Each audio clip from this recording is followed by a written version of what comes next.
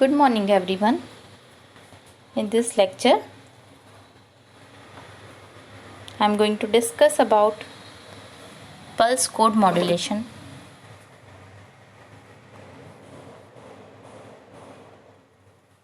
Analog voice data must be translated into binary sequence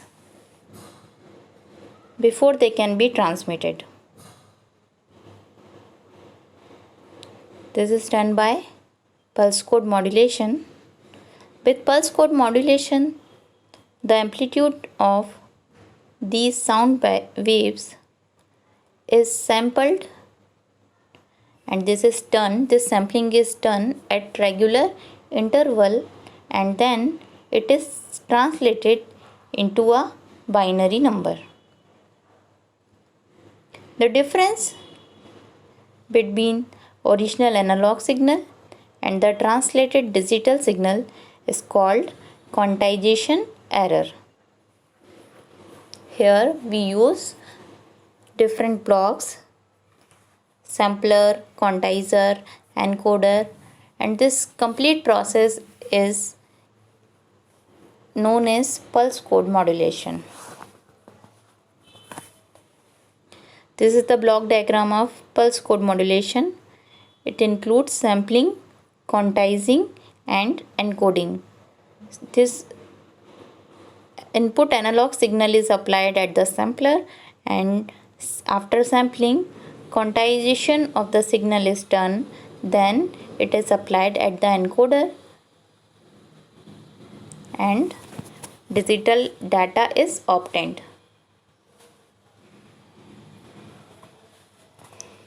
So basic block diagram include three basic things: sampling, sampler, quantizer, and encoder.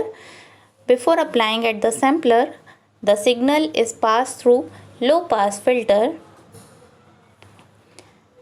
Then sampling is done at regular interval. We have already discussed about sampling. Then quantization is done, then encoding. This process is done, then PCM wave is obtained from the transmitter. Okay, so at the side of transmitting side we have low pass filter, sampler, quantizer, and encoder. And at the receiving end there is a decoder, reconstruction filter, and destination user where the signal is required. Okay, and at the path, this block is for transmission path. So transmission path में कई बार signal distort हो सकता है, तो distorted wave के लिए distorted wave को हम अप्लाई करते हैं रिपीटर्स पे, देन हम रिसीविंग साइड में सेंड करते हैं. सो हमें नॉन डिस्टॉर्टेड सिग्नल ऑब्टेन होगा आउटपुट साइड में.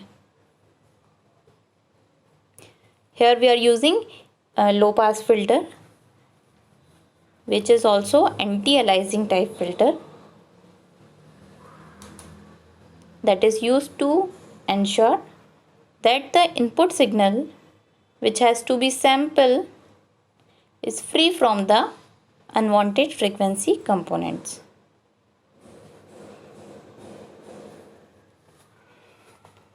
Then we are doing sampling. ठीक है, after low pass filter the next block was the sampler. So sampling is done where analog signal is sampled in regular interval of ts second, and ts is referred as sampling interval.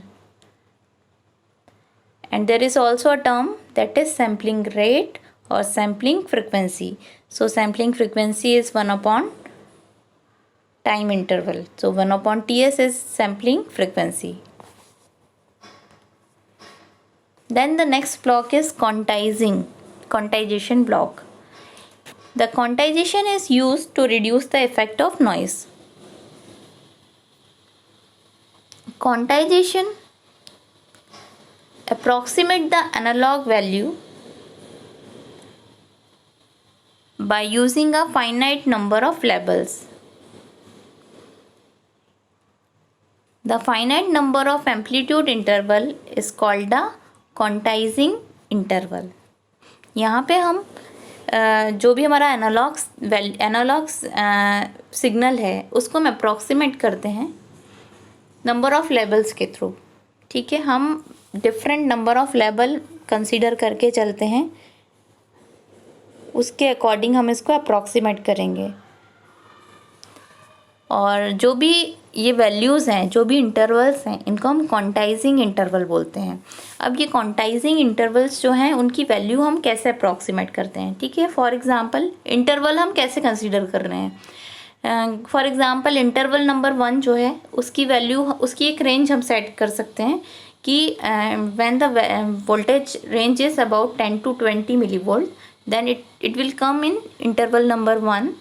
And for example, when the voltage range is about 20 to 30 millivolt, then the quantizing interval number will be 2, and like this.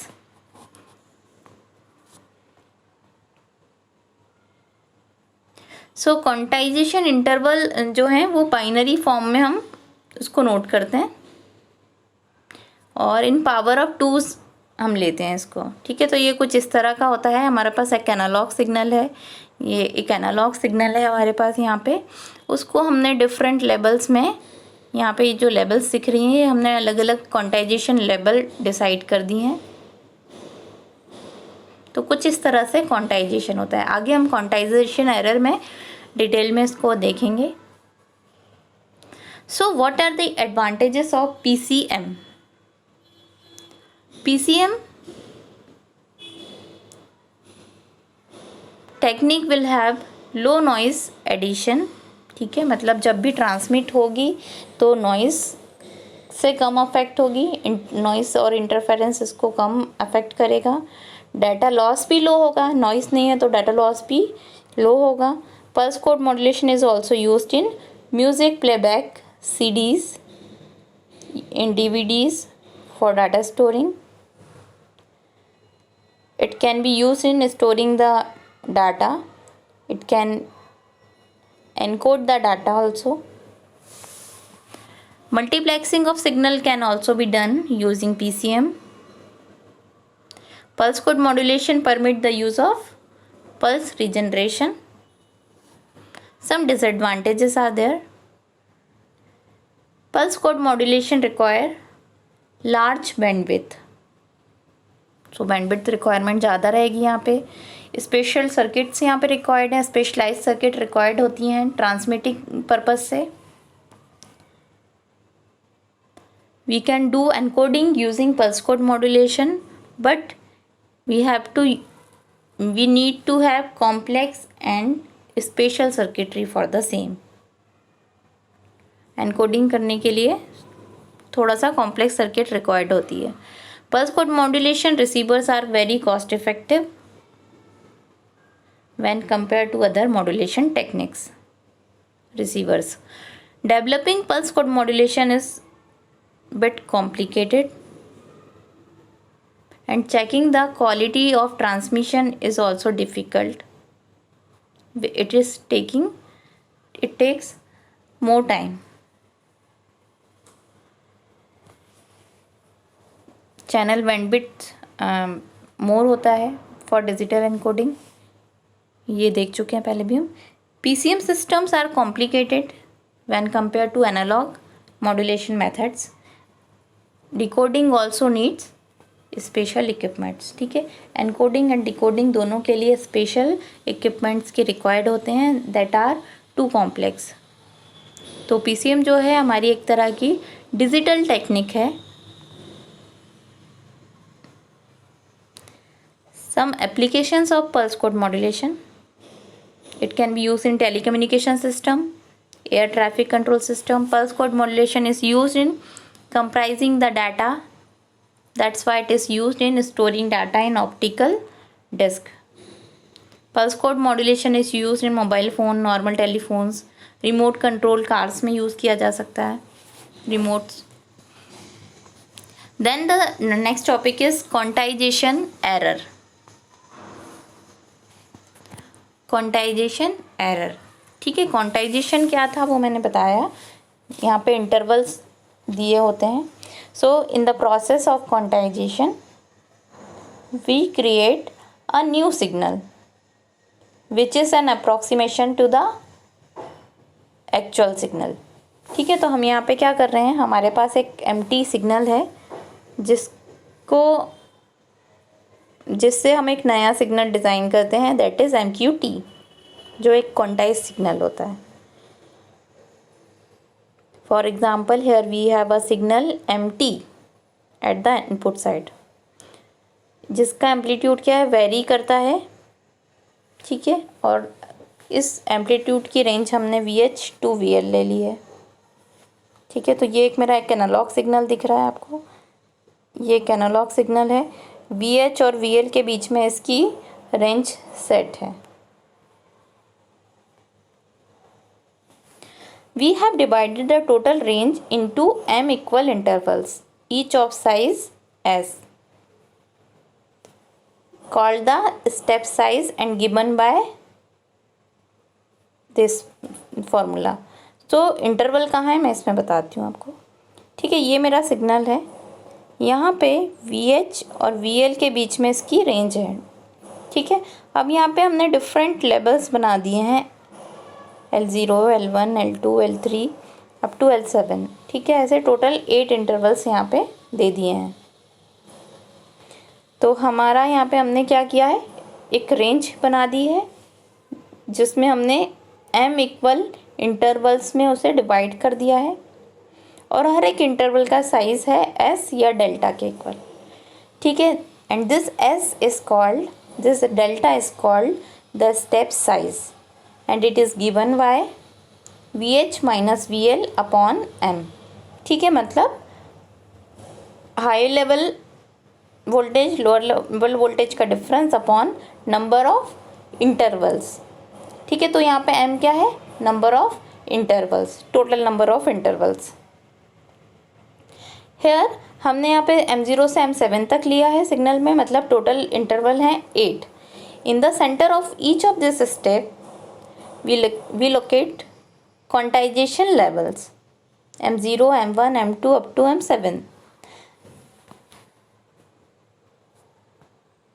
ठीक है। तो यहाँ पे ये intervals थे, for example ये 2 interval थे, इन दोनों के जस्ट बीच में जो वैल्यू ली है ये क्या हो गया हमारा, ये हमने M0, M1, M3, M4 इनके हर एक इंटरवल के हाफ वाली जो वैल्यू ली है SY2 वाली, वो हमारे क्वांटाइजेशन लेवल्स हैं, ठीक है। हमने पहले क्या किया, हमने एनालॉग वैल्यू जो थी उसको इंटरवल में डिवाइड किया, और अब हमने क्या किया, हर एक इंटरवल की जो हाफ वाली वैल्यू है उसमें हमने M0, M1, M2, M7 इस तरह से क्वांटाइजेशन लेवल प्रोवाइड किए। So the MQ2 is generated in the following manner. When the signal MT is, जब भी हम देखें जो भी हमारा MT सिग्नल है, हमारा जो सिग्नल है ये वाला, इसमें जो रेंज है del0 है, तो जो हमारा MQ2 जो है, जो नया सिग्नल बन रहा है, वो एक कांस्टेंट लेवल को मेंटेन करेगा, दैट इज़ M0, ठीक है। अब कैसे देखेंगे हम, जैसे कि यहाँ से देखते हैं हम, जैसे ये मेरा लेवल नंबर 0 है, ठीक है। ये एक S था, ठीक है। इसके बीच की वैल्यू हमने क्या डिसाइड करी, S/2 करी। तो जब भी हमारा del0 है रेंज, तो उस केस में MQ2 क्या होगा, लेवल M0 पे होगा, ठीक है। इसी तरह से whenever the signal is in the range of del1, the signal MQ2 maintains a constant value of M1, ठीक है। मतलब हम क्या कर रहे हैं यहाँ पे, जब भी हमारा del0 में आ रहा है कोई रेंज तो हम उसको M0 लिखेंगे, जब भी हमारा del1 आ रहा है तो हम उसको M1 लिखेंगे, जब भी del2 बोल रहे हैं हम, तो del2 में वो वैल्यू कहीं भी यहाँ है या यहाँ है, M2 के थोड़ा सा ऊपर या थोड़ा सा नीचे भी है तो भी हम उसको M2 कंसीडर करके चलेंगे। तो इस तरह से हम उसको क्या कर रहे हैं, हम इसको अप्रॉक्सीमेट कर रहे हैं। ठीक है, ये देखो इस तरह से हमारा बाइनरी पैटर्न मिल रहा है यहाँ पे। तो हम इन्हें क्या कर रहे हैं, इन लेबल्स के थ्रू हम इसको अप्रॉक्सीमेट कर रहे हैं। So the difference between MT and MQT, MT और MQT का जो डिफरेंस है that is called quantization noise. इसको हम क्या बोलते हैं, नॉइस है ये हमारा। और ये किस तरह का नॉइस कहलाएगा, quantization noise. So quantization noise will be given by MT minus MQT। ठीक है, मतलब एनालॉग सिग्नल और MQT का difference. Then the difference between the quantized signal and the original signal, or we can say in other word error due to quantization process, is called quantization error, and it can be given by MT minus MK. When MT happens to be close to quantization level MK, ठीक है, हमारा जो analogue signal है जब वो इस level के close जाएगा तो क्वांटाइजर का आउटपुट क्या हो जाएगा, MK हो जाएगा। ठीक है, मतलब ये जिस लेवल को टच कर रहा है वो हमारा आउटपुट बताएगा। So quantization error for any system we know during its functioning there may be some difference in the value of its input and output. So the difference between input analog value and its quantized value is called quantization error. ठीक है, तो overall PCM में हमने देखा main blocks थे sampler, क्वांटाइजर, encoder. ठीक है, then हम जो क्वांटाइजेशन कर रहे हैं उसमें कुछ एरर भी ऑकर होता है जो किस वजह से हो रहा है, इनपुट और आउटपुट के डिफरेंस की वजह से, that is called quantization error. So it's all about for PCM and quantization error.